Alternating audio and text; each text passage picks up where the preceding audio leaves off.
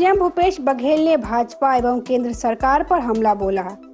उन्होंने कहा कि गुजरात से महात्मा गांधी और सरदार वल्लभ भाई पटेल थे। बापू ने देश को आज़ादी दिलाई और सरदार ने रियासतों का एकीकरण किया। अब 4 गुजराती हैं, इनमें 2 देश को बेच रहे हैं और 2 खरीद रहे हैं। सीएम ने कहा कि राजधानी का स्काई वॉक भाजपा की असफलता का स्मारक है। एक्सप्रेसवे में मरम्मत कर रहे हैं तो दूसरी ओर दरार आ जाती है। सीएम ने कहा कि अब छत्तीसगढ़ मॉडल की बात हो रही है। गौठान में वर्मी कंपोस्ट पेंट के बाद बिजली भी बनाएंगे। इसकी तारीफ सरकार ने की है, टीम ने दौरा किया है। वहीं धर्मलाल कौशिक ने सरकार को घेरा। कौशिक ने कहा कि राज्य सरकार की विश्वसनीयता समाप्त हो चुकी है। छत्तीसगढ़ मॉडल झूठ फरेब का मॉडल है। राज्यपाल से असत्य कथन कराया गया है। कांग्रेस है इसलिए राज्य में अपराध, भ्रष्टाचार, नशाखोरी, अराजकता, चाकूबाजी हो रही है। बृजमोहन अग्रवाल ने कहा कि यह सरकार झूठ से बनी है। सत्ता दल के विधायक मंत्री पर जान से मारने का आरोप लगाते हैं। नक्सल क्षेत्र की एक विधायक सुरक्षा लौटा देती है। एक विधायक मंत्री के घर हंगामा करते हैं। एक मंत्री कलेक्टर पर भ्रष्टाचार का आरोप लगाते हैं।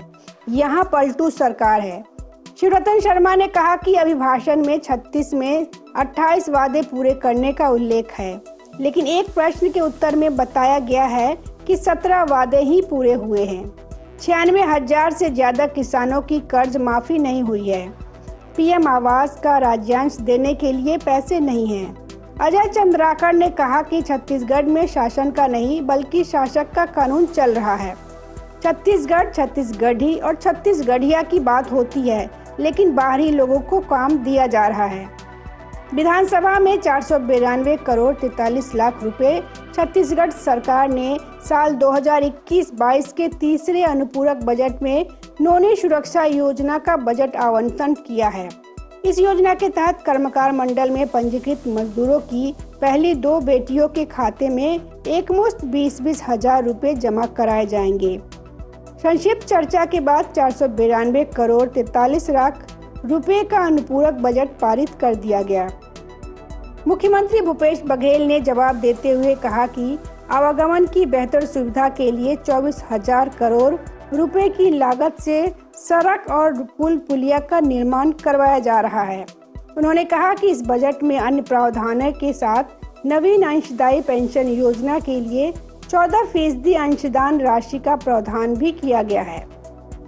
उन्होंने कहा कि पूर्व प्रधानमंत्री इंदिरा गांधी के समय प्रज्वलित अमर जवान ज्योति जिसे बुझा दी गई है, उसे फिर से प्रज्वलित करने का फैसला छत्तीसगढ़ सरकार ने किया है।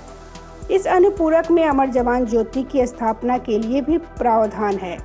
बालिकाओं को उच्च शिक्षा का लाभ दिलाने 25 जिला मुख्यालयों में महिला महाविद्यालय स्थापित किए जा रहे हैं।